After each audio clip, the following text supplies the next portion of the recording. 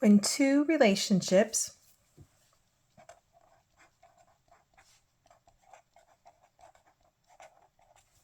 have a common unit rate,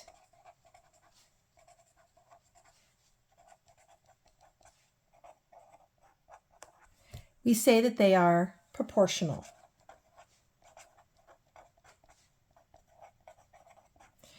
We can represent proportional relationships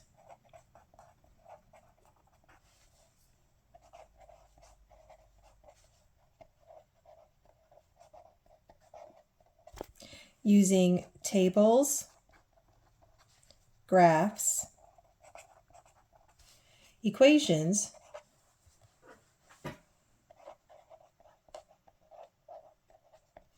and words, sometimes referred to as descriptions.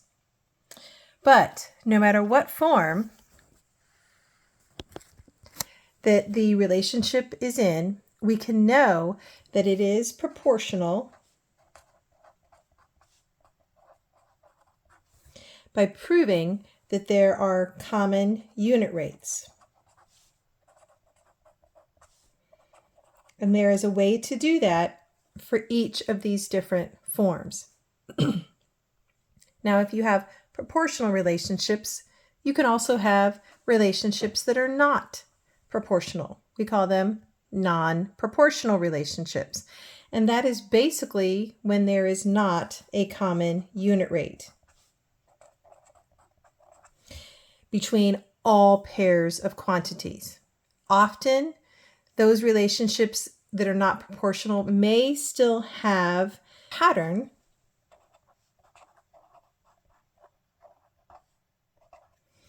and there may be some common unit rates with some pairs of quantities, but if you have even one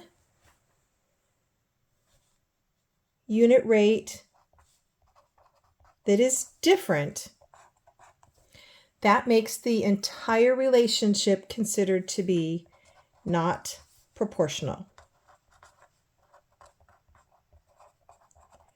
So when we are looking at a relationship to determine is it proportional or is it not, this is what we're going to check. Is there a common unit rate between all pairs of quantities? Today we're going to look specifically at relationships in a table form. So to recap, what we're looking for is that all unit rates are going to be the same if it is a proportional relationship.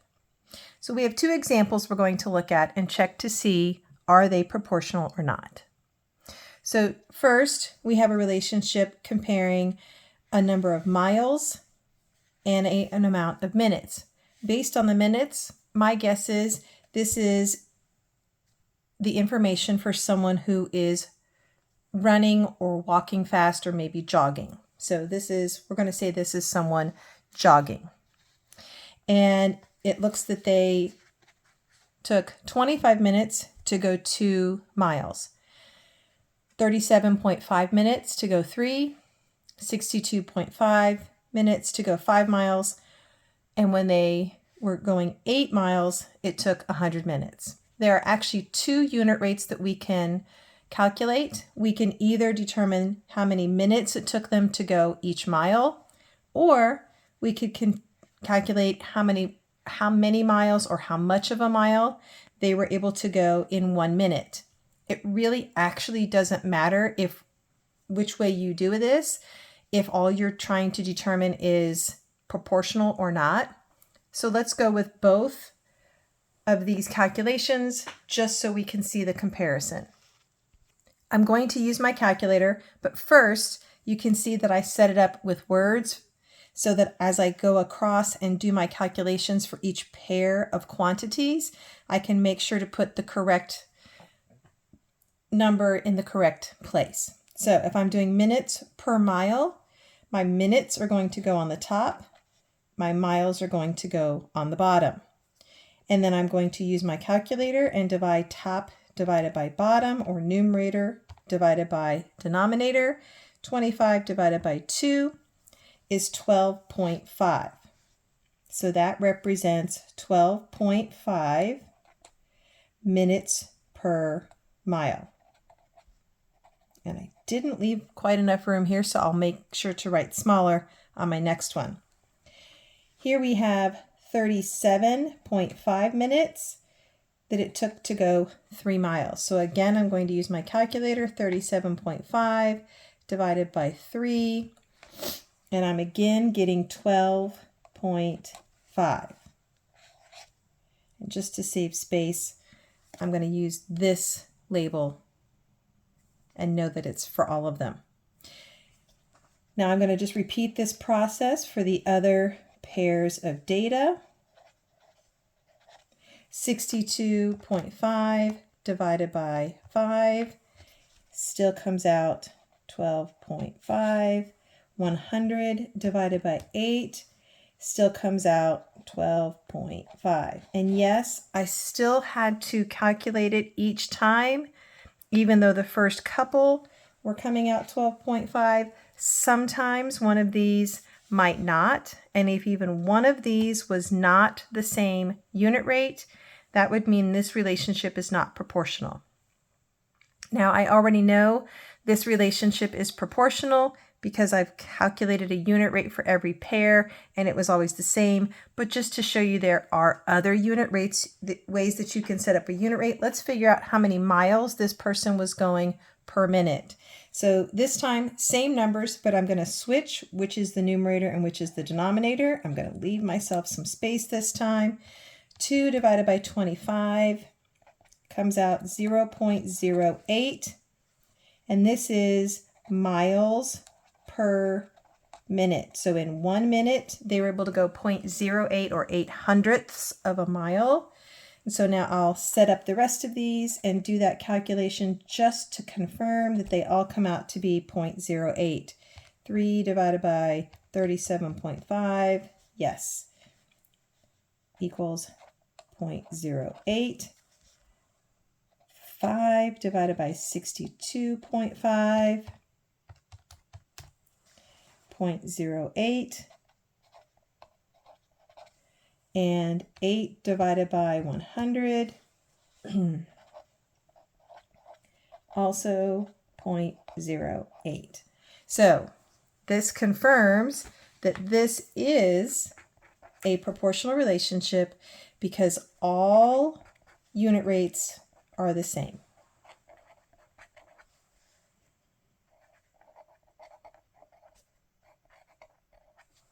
All right, now we have another example where we are looking at the price per ounce, or how many ounces we can get per dollar.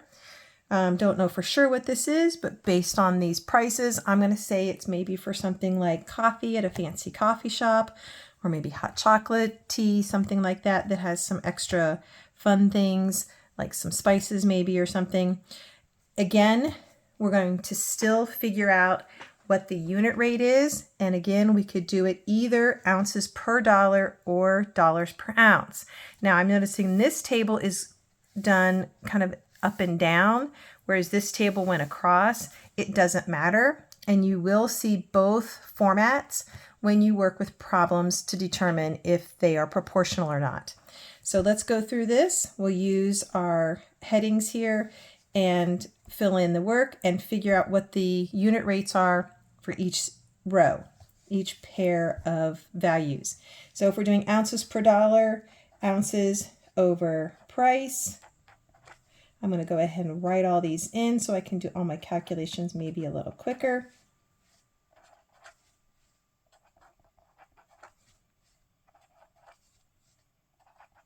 So for this column of work, I'm putting my ounces over my dollars. In this column, I'm going to put the dollars over the ounces.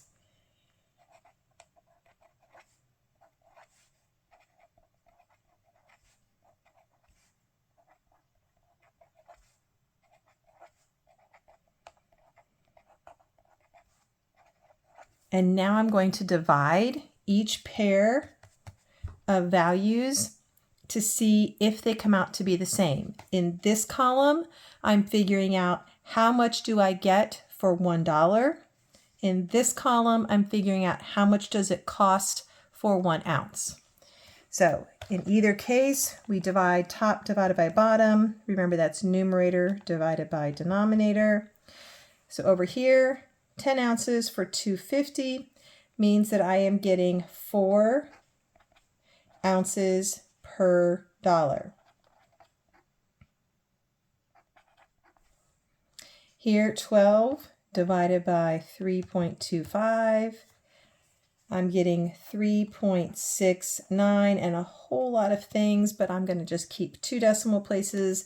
The number directly behind is a 2, so that if I round would be 3.69. That's still ounces per dollar. But I already know this is not proportional because I have 2 unit rates that are different. Technically, I wouldn't have to check the others, but just because I want to make sure I didn't make some kind of calculation mistake, I am going to check the rest, because if I do these 2 and find that they are the same as one of these, then I'm going to definitely make sure I go back and check to make sure I didn't type something in my calculator incorrectly. So now I'm going to do 20 divided by 4.5. And I'm getting 4.4 repeating ounces per dollar. And then 30 divided by 5.75. I'm getting another answer again, 5.217. So I'm going to round that off at 5.22. So this was a 5.217 on my calculator. Not sure if that there, you can see, so I've rounded that off to 5.22 ounces per dollar. I already know this is not proportional, but again, just to show you that there are other forms that we can use for a unit rate, I'm going to now figure out dollars per ounce. This is what we would want to figure out if we were trying to compare what's the better buy, because it just is a little easier to process when you're talking about price per ounce, because then you're looking for what's the least or the lowest price per ounce. So 2.5 or $2.50 divided by 10 is 0.25. That is the cost per ounce. Then $3.25 divided by 12. This size is 0.27083 repeating. And so that 0 after the 7, I would round that to 27 cents. And then here we have $4.50 divided by 20 ounces, and we get 0.2. I'm going to go ahead and leave this one a little bit longer because these are kind of close. And if I was trying to also determine the best buy, I might need that little bit more information. And then on the last one, we have 5.75 divided by 30. Sorry, my 7 there was a little sloppy. And this one comes out to be 0.01916 repeating. So if we round that, it would be 19 cents. Turns out we didn't need this after all, so we could cross this off and make that a 3 to round it per ounce. As far as proportionality, this is not a proportional relationship because we've got different unit rates.